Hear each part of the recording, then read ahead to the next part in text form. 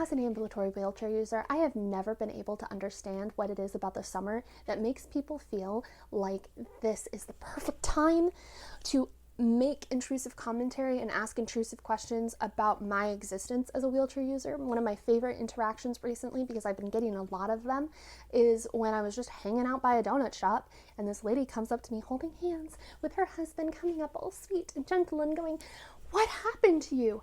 And I could see the Disney princess filter that she was putting on herself. "What happened to you?" And I'm like, "Oh, I'm fine. I'm good."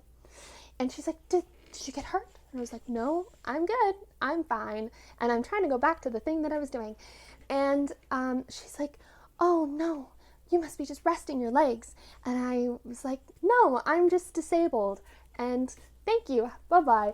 And at the moment I said that I was disabled, she lost it. She was like, "No, you're not. You're enabled. You're this, you're that." And I'm like, "Lady, please just leave me alone. It's like 100 degrees outside, and I have very, very little patience for this at the moment."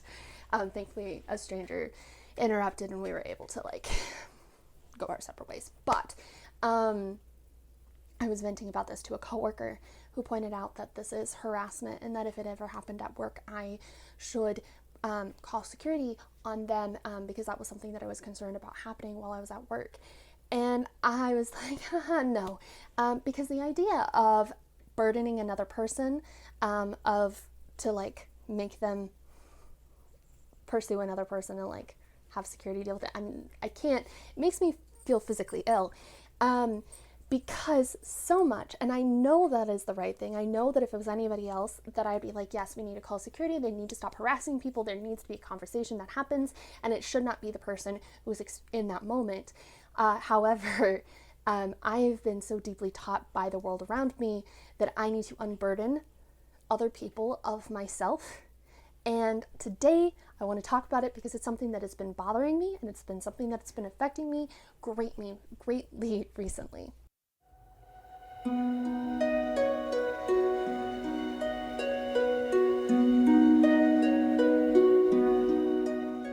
If you've watched my channel before, we have talked about story and narrative and the role it plays in our overall society, and how people with disabilities are ascribed a very particular role, that we are kind of bottled down into these very specific stories. It's part of the reason why people ask intrusive questions. And here's the thing about the role of burden, or the burden narrative, is that the assumption of the burden narrative is that people with disabilities are inherently burdensome, and that even in kindness, when people are saying, yes, you can occupy my space, there is a distinction of you are occupying my space, which means that any accommodation I do is out of the goodness of my heart rather than your inherent right.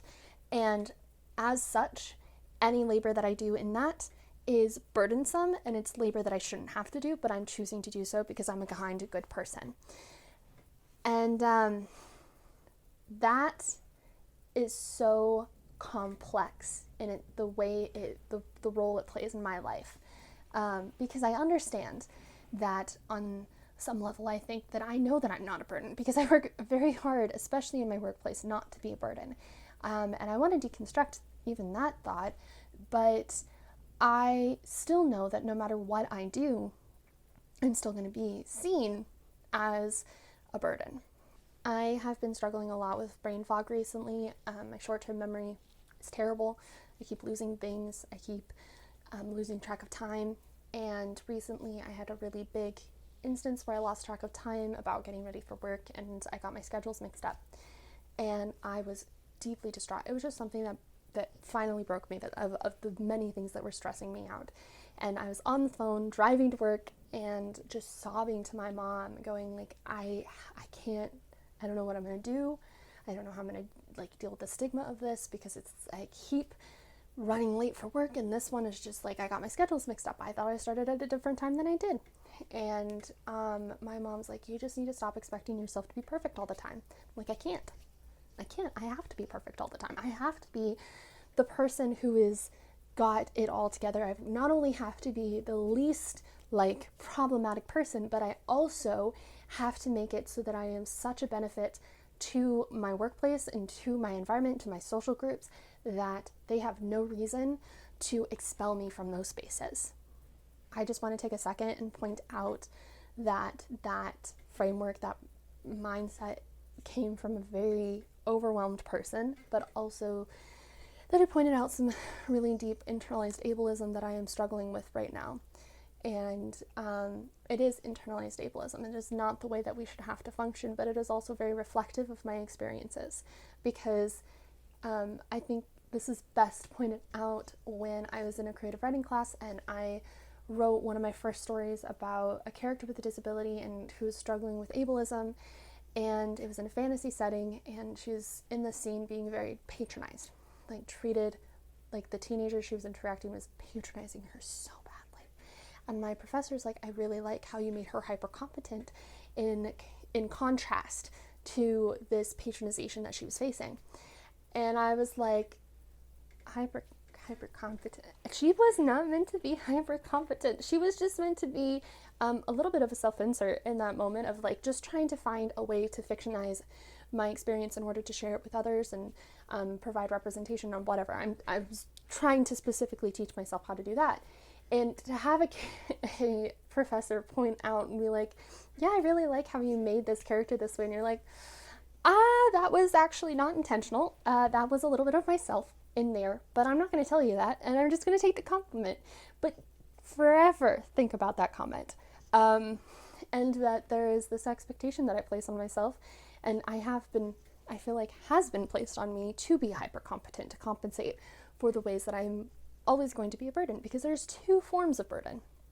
And there is, especially for me, there's my embodied experience. I have brain fog. I make mistakes. I make dumb mistakes. I don't do things exactly right every time. I could be taught something and I learn very quickly, but I also sometimes can forget very quickly.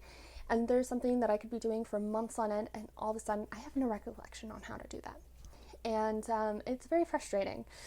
And it's very scary, and I forget words and I do all these things, and those things are part of my embodied experience with my disability. However,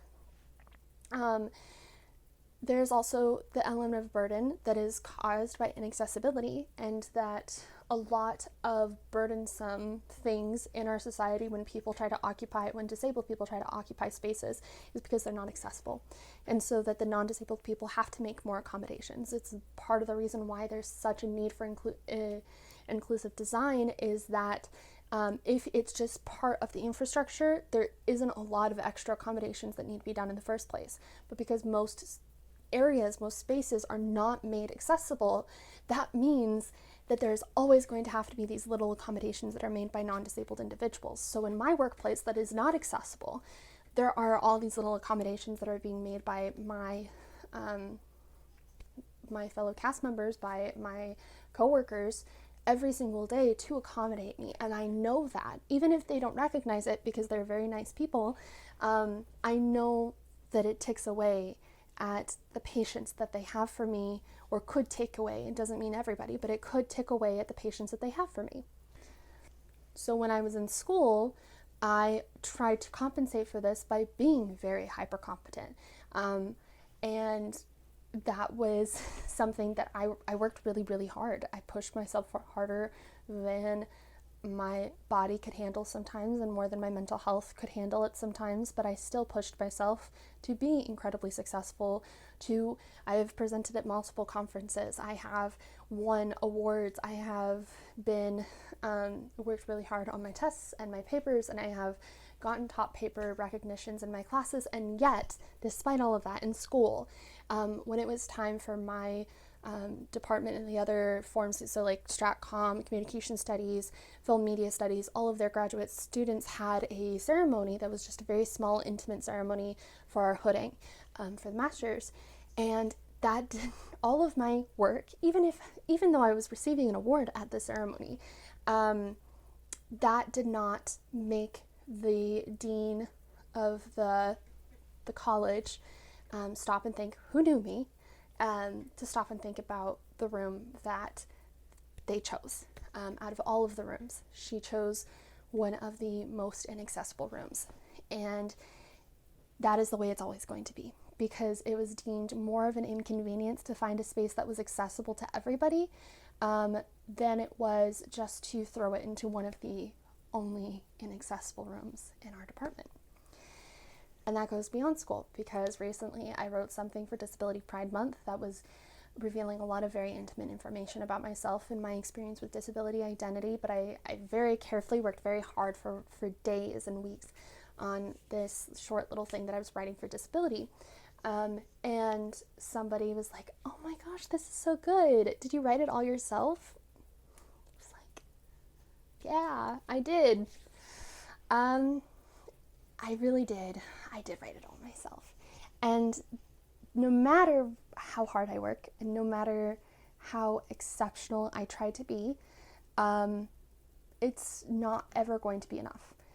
And that is because there's the underlying assumption that in part, what I can't do, but also that whatever I do comes at the cost of other people's labor.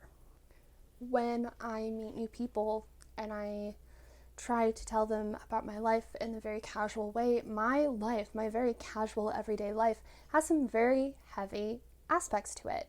And in order to understand me as a person, you need to understand these very heavy aspects of my life. They're not like, if we're going to be friends, you have to know this about me.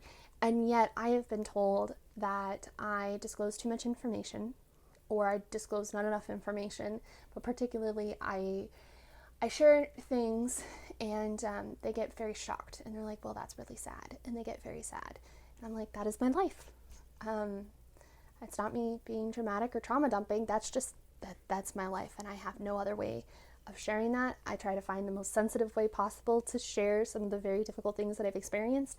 And yet people still treat that as so much weight that they then have to carry about. And I've heard that commentary specifically, especially when I was in high school, of like, well, now I have to carry this.